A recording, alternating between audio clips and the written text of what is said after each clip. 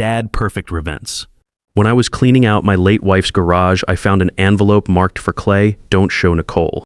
Inside was a key to a safe deposit box and a note that changed everything I thought I knew about my family. My name is Clarence Parker, but everyone calls me Clay. I'm 58, been retired from Ford Motor for about 6 months now after putting in my 30 years as a foreman on the glass assembly line. My wife Linda passed 8 months ago from cancer, and I've been putting off going through her things. You know how it is, some boxes are just too hard to open. Linda and I had a good life together here in Toledo. Nothing fancy, but solid. We raised our son Ryan in a 3-bedroom ranch on Maple Street, about 10 minutes from the Maumee River. I worked the line at the glass plant, then moved up to supervisor, eventually foreman. Linda worked part-time at the school district until her health started going downhill. We weren't rich, but we paid our bills, went to Riverside Baptist on Sundays, and had a little cabin up at Lake Erie for summer weekends. Ryan's 38 now, works in IT support for one of the medical groups downtown, married to Nicole for about 9 years. She's 34, works in marketing for some insurance company in the business district. They've got our granddaughter Grace, who just turned 9 last month. Sweet kid, looks just like Linda did at that age, with those big brown eyes and that stubborn chin. I'll be honest, I never took to Nicole much. Can't put my finger on exactly why, but Linda used to say she had a way of making everything about herself. Like when we'd have family dinners, somehow the conversation always ended up being about Nicole's job problems or Nicole's mother or whatever Nicole needed help with. She'd compliment Linda's cooking, then spend 20 minutes talking about her own cooking classes. You know the type, but Ryan seemed happy enough, and it wasn't my place to interfere. Marriage is tough enough without the in-laws stirring the pot. After Linda died, Nicole started coming around more often. At first I thought it was nice, checking on the old man, bringing casseroles, that kind of thing. But something felt off about it. She'd ask questions about my finances that seemed a little too interested. "How are you managing on just your pension, Clay? Or have you thought about downsizing? This house is awfully big for one person." Then there were the comments about my age, nothing direct, but little things. It's so hard to keep track of all these bills and accounts when you're dealing with grief. Or maybe Ryan and I should help you organize your paperwork. Always said with a smile, always sounding helpful. Ryan would nod along, but I could tell he was uncomfortable. My son's a good man, but he's never been one to stand up to conflict. Takes after his mother that way. Linda always said he'd rather keep the peace than rock the boat. The weird thing was, Nicole seemed to know more about our financial situation than she should. She'd mention our mortgage being paid off, or ask about my 401k rollover, or wonder aloud about life insurance policies. Information Ryan must have shared, but why was she so interested in the details? I started noticing other things too. Nicole would walk through our house like she was measuring it with her eyes. She'd comment on the hardwood floors, the updated kitchen, the big backyard. "This house has really held its value," she'd say, "or properties in this neighborhood are going for good money these days." It was the 3rd week of May when I finally made myself go through Linda's things in the garage. She kept her workspace organized like a military operation, everything labeled, everything in its place. Pegboard with tool outlines, coffee cans sorted by screw size, even her garden supplies lined up by season. That woman could organize anything. I was going through the metal cabinet in the far corner, the one that smelled like WD-40 and old newspapers, when I found it. Tucked behind a box of Christmas decorations, wrapped in plastic to keep it dry, was a plain white envelope. My name written on the front in Linda's careful handwriting. For Clay, "Don't show Nicole." I stood there for a long moment in the dusty light filtering through the garage window. My hands, I noticed, were completely still. In 30 years of marriage, Linda had never kept secrets from me. We shared everything. Bank accounts, decisions, worries, dreams. The fact that she'd hidden something and specifically told me not to show Nicole sent a chill down my spine. The note inside was short, written in Linda's careful handwriting. "Clay, there are things I need to tell you that I couldn't say while I was sick. Check box 247 at First National. Ask for Vincent Martinez. He knows about this. Nicole has been asking about our life insurance policy and asking Ryan about inheritance laws. Be careful. I love you." My hands were shaking when I finished reading it. Linda had known something was wrong with Nicole, and she'd kept it from me while she was fighting cancer. The woman was protecting me even while she was dying, and I'd been too focused on her illness to see what was happening right under my nose. The key was small and brass, the kind you get for safe deposit boxes. I'd never seen it before. I drove to First National that same afternoon, my mind racing. Vincent Martinez has been my banker for almost 20 years. We went through the whole mortgage process together, refinanced twice when the rates dropped, set up the college savings account for Grace. Good man, originally from El Salvador, worked his way up from teller to branch manager through night school in sheer determination. Clay, Vincent said, when I showed him the key, Linda said you'd come eventually. She made me promise not to contact you until you were ready. He led me back through the marble lobby to the vault area, past the old photographs of Toledo's glass industry that decorated the walls. First National had been in this building since the 1940s, back when the city was booming with factory work and union jobs were solid gold. Vincent punched in the security code and we walked into the safe deposit box room. The box was bigger than I expected. Inside was a leather portfolio and a sealed letter with my name on it. The portfolio contained bank statements, investment records, and copies of documents I'd never seen before. Over the past 11 years, Linda had been quietly building an investment account, putting away money from her part-time work and managing it carefully. The final balance as of January this year was $380,000. I sat in that little room for a long time, staring at the numbers. We'd always kept our finances simple: checking account, savings account, my 401k from Ford. I'd handled all the bills, balanced the checkbook, filed the taxes. I thought I knew every penny we had, but Linda had been playing a longer game. The letter explained everything. Linda had started the account after Nicole came into the family. She'd noticed how Nicole talked about money, how she seemed to size up everything we owned, how she'd make comments about family wealth and inheritance planning at family gatherings. Nicole would ask pointed questions about property values, insurance policies, retirement accounts, always casual, always friendly, but always digging. But there was more.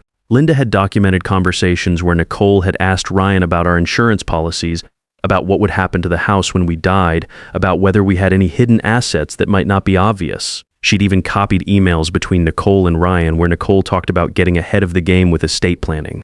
The worst part was discovering that Nicole had somehow gotten Ryan to sign power of attorney documents that he thought were just emergency planning papers. Linda had copies of those too, along with a note that Nicole had been pressuring Ryan to get me to sign similar documents. In case something happens to you, Clay, Nicole had told Ryan, your father's getting older and these things need to be in place. Linda's handwriting was shakier in the later entries. The cancer was taking its toll, but her observations were sharp. Nicole had asked about our wills, our bank accounts, even whether we had any family heirlooms that might be valuable. She'd suggested Ryan take photos of our important documents for safekeeping. I drove home with that portfolio on the passenger seat, feeling like I was seeing my family through different eyes. The house looked the same: brown brick ranch, well-maintained lawn, my Ford F-150 in the driveway where it belonged. But everything felt different now. When I got home, Nicole's silver Camry was in my driveway. She was in my kitchen, going through the mail on my counter. Bills, insurance statements, bank notices, all the paperwork that comes with being a widower trying to manage everything alone. When she saw me come in, she smiled that bright smile and said, "Oh, Clay, I hope you don't mind. Ryan gave me the spare key so I could check on you. I was just organizing these bills for you." "That's thoughtful," I said, setting the portfolio down behind her where she couldn't see it. "But I can handle my own mail." "Of course you can," she said quickly. "I just thought with everything you're dealing with, maybe some help with the administrative stuff would be good. Ryan worries about you being alone in this big house." She moved around my kitchen like she owned it, straightening things that didn't need straightening, organizing papers that were already organized. "Actually, I've been thinking Ryan and I would love to have you move in with us.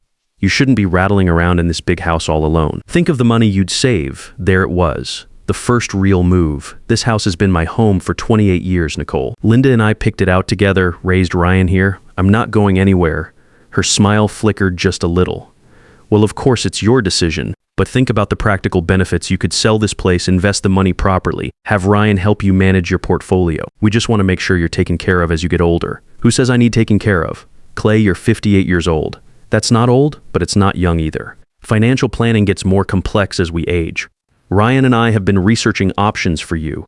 After she left, I sat at my kitchen table and read through Linda's documents again. Every observation, every warning, every piece of evidence she'd carefully collected. My wife had seen this coming from miles away. I called Harold Jenkins. Harold's been doing legal work for union families for 35 years, handled our wills, helped with contract negotiations when the company tried to cut benefits. Solid guy who doesn't waste time with fancy talk. His office is above Murphy's Diner on Summit Street, the kind of place where working people go when they need real help, not corporate polish. "Clay," he said after I explained the situation, "your wife was a smart woman. She saw this coming from a mile away. The question is, what do you want to do about it?" Over the next 2 weeks, I started paying attention. Really paying attention. Nicole came by every few days, always with some excuse. She'd clean things I hadn't asked her to clean, organize papers I hadn't asked her to organize, and ask questions about my routine, my habits, my plans. "How are you sleeping, Clay? Are you eating regular meals? Maybe you should get one of those medical alert systems.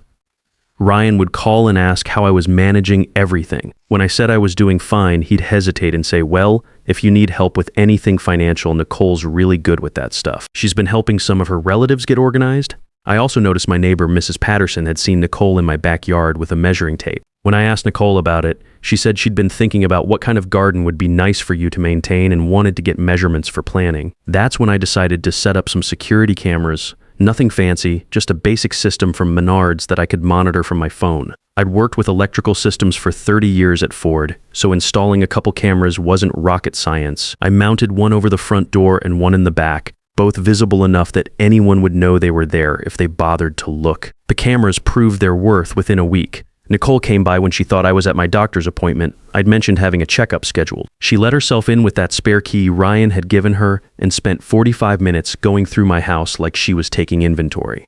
I watched it all on my phone from the parking lot at Dr. Morrison's office. She photographed documents on my desk, looked through filing cabinets, even checked the freezer in the basement storage room. She was systematic about it, like she'd done this before. Every few minutes she'd take pictures with her phone, bank statements, insurance papers, anything that had numbers on it. The most disturbing part was watching her in Linda's old sewing room, which I'd barely touched since she died. Nicole went through Linda's jewelry box, not taking anything, just cataloging what was there. She even opened the cedar chest where Linda kept her good linens and family photos. I had it all on video. When I got home, Nicole was gone, but she'd left the house exactly as she found it.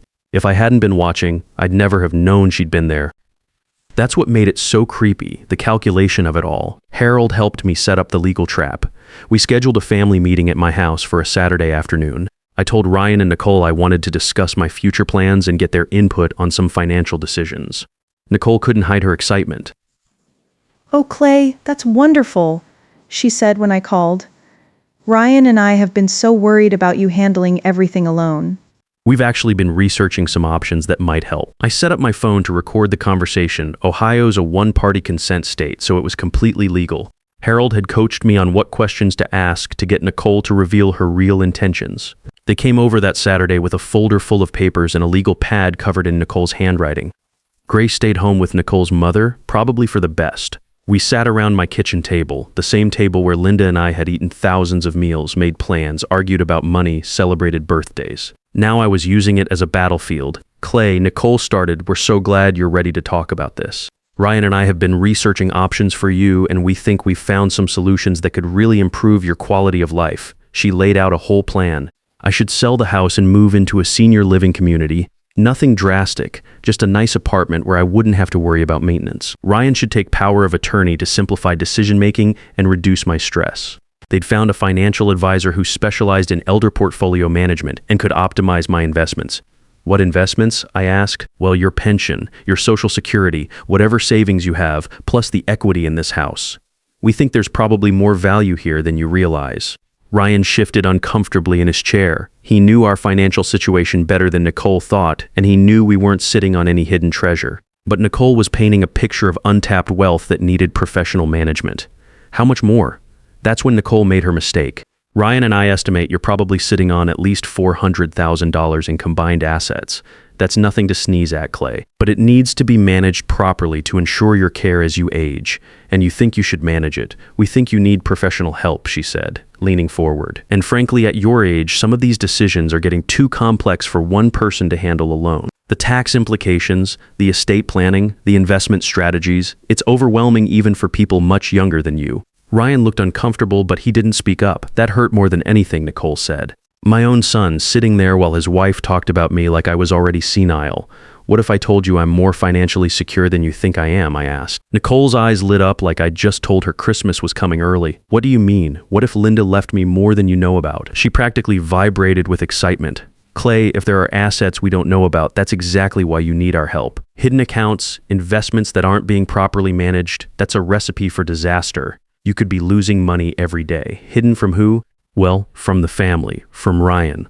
We should all know what we're working with so we can plan appropriately." There it was, recorded on my phone. Nicole thinking she was entitled to know about and manage my finances, talking about what we're working with like she already owned it. I mean, she continued, "If something happened to you, Ryan would need to know about these accounts to handle your affairs. It's just responsible planning. What makes you think something's going to happen to me?" Nicole backpedaled quickly. Nothing. Of course, you're in good health. But Clay, you're not getting any younger, and these things take time to set up properly. The sooner we get everything organized, the better protected you'll be. The meeting ended with me saying I'd consider their suggestions. Nicole was practically glowing as they left, already planning how to spend money that wasn't hers. I think that went really well, she told Ryan as they walked to their car. He's finally being reasonable about getting help. 3 days later, Harold filed papers to create a revocable trust with the $380,000 from Linda's account, protected from any outside interference. We also documented the security camera footage and Nicole's recorded statements about managing my finances. I didn't have to wait long for the next move. Nicole called me on a Tuesday morning, her voice different, sharper, less friendly. The helpful daughter-in-law mask was starting to slip. Clay, I've been talking to some people about elderly financial abuse. Did you know that seniors who isolate themselves and refuse family help are often taken advantage of by unscrupulous people? Is that so? I think you might need a professional assessment to make sure you're competent to handle your financial affairs, for your own protection, of course. Are you threatening me, Nicole? I'm trying to protect you, Clay, and protect my husband's inheritance. That conversation went straight to Harold along with the recorded family meeting and the security footage. The legal battle lasted 6 months. Nicole filed a petition claiming I was mentally incompetent and needed a guardian to manage my affairs. She presented evidence of confusion and poor judgment, mostly based on my refusal to accept reasonable help with my finances and my paranoid behavior of installing security cameras. Her attorney painted a picture of an elderly widower, isolated and suspicious, making poor decisions while refusing family assistance. They had statements from people Nicole knew claiming I'd seemed confused during conversations, though none of them could provide specific examples when pressed. Harold's response was devastating. We had Linda's documented warnings, dating back 5 years. We had Nicole's recorded admissions about wanting to manage my assets. We had security footage of her going through my house without permission. We had the power of attorney documents she'd tricked Ryan into signing, along with Linda's notes about Nicole's pressure tactics. But the strongest evidence was Nicole's own words. In that recorded family meeting, she'd revealed exactly what she was after and why she thought she deserved it. She'd talked about we and our planning when discussing my finances. She'd estimated my worth down to the dollar and explained how she intended to optimize it. The judge dismissed Nicole's petition completely. He noted that Linda's advanced planning showed remarkable foresight and that my refusal to surrender financial control to non-family members was entirely reasonable and indicative of sound judgment. He also commented on the security footage. The installation of surveillance equipment by a homeowner who has reason to suspect unauthorized entry demonstrates prudent thinking, not paranoid behavior. Nicole's attorney dropped her case the next week. I suspect he'd seen enough of her emails and recorded statements to realize his client wasn't as sympathetic as she'd originally appeared. The whole process opened Ryan's eyes in ways I'd hoped it would but hadn't been sure about. Watching his wife's manipulation tactics exposed in court, seeing the documented evidence of her scheming, finally understanding how she'd been using him as a pipeline to family information. It was hard on him, but necessary. Ryan and I had a long talk after everything settled. We sat on my back porch, drinking beer and watching the sun go down over the neighborhood where he'd grown up. The same porch where I'd taught him to throw a baseball, where Linda had bandaged his scraped knees, where we'd had the talk about birds and bees when he was 14. Dad, he said, I knew something felt wrong, but I thought I was just being paranoid. Nicole made it sound like we were helping you, like you needed protection. Your mother saw it coming, I told him. She protected us both. Why didn't you tell me what was happening? Would you have believed me? Or would you have thought your old man was just being difficult about accepting help? He was quiet for a long time. Probably the second one, he admitted. Nicole's good at making things sound reasonable. She had me convinced that signing those power of attorney papers was just good planning. Ryan's in counseling now, working through how to set boundaries with Nicole. They're separated, probably heading for divorce. It's hard on Grace, but Ryan's got primary custody and Nicole's required to keep her financial schemes away from family matters. The house stays mine. The money stays protected in Linda's trust. Grace comes over every other weekend and helps me work in the garden that Nicole had been so interested in measuring. We plant vegetables like Linda used to, tomatoes, peppers, green beans. Grace likes the cherry tomatoes best. She'll eat them right off the vine like candy. I learned something important through all this. When someone starts talking about what's best for you while asking detailed questions about your money, pay attention. When family members stop visiting just to visit and start visiting with agendas, pay attention. When anyone suggests you're too old to handle your own affairs while offering to handle them for you, definitely pay attention. Linda knew. She saw Nicole's true nature years before I did, and she made sure to protect what we'd built together. The safe deposit box wasn't just about hiding money, it was about hiding time. Time for me to see what was happening. Time to protect myself legally. Time for Ryan to understand what his wife really wanted from his family. I keep Linda's letter in my wallet now, not because I need reminding, I'll never forget this lesson, but because sometimes the people who love us most can see dangers we miss, and the greatest gift they can give us is the tools to protect ourselves when they're no longer here to do it. Nicole moved back in with her parents last month, haven't seen her since the court hearing, and that's fine by me. Ryan brings Grace over for Sunday dinners now, just the three of us, and we're rebuilding what Nicole spent 9 years trying to undermine. Some people might say I was too hard on her, that family should work things out privately. But there's a difference between family disagreements and someone systematically planning to take control of your life savings while you're grieving your wife. The $380,000 is still sitting safely in that trust account, earning modest interest and protected from anyone who might think they deserve a piece of it. Maybe someday Grace will inherit it when she's old enough to understand its real value. Not the money itself, but the lesson about being smart enough to see trouble coming and brave enough to fight it when it arrives. Linda taught me that protecting yourself isn't just about you. It's about protecting the people who really do love you from the people who only love what they think they can get from you. That's a lesson worth $380,000 and worth a whole lot more. I still miss Linda every day, but I'm grateful she had the foresight to leave me not just financial security, but the wisdom to recognize when that security was under attack. Some gifts keep giving long after the person who gave them is gone. Linda's warning was the most valuable inheritance she could have left me, the knowledge that love sometimes means protecting people from their own family, and that sometimes the people closest to you are the ones you need to watch most carefully. That envelope marked for Clay. Don't Show Nicole saved my life savings, my independence, and probably my relationship with my son. Not bad for a piece of paper hidden behind Christmas decorations. Sometimes the greatest act of love is preparing someone to fight battles you won't be there to help them win.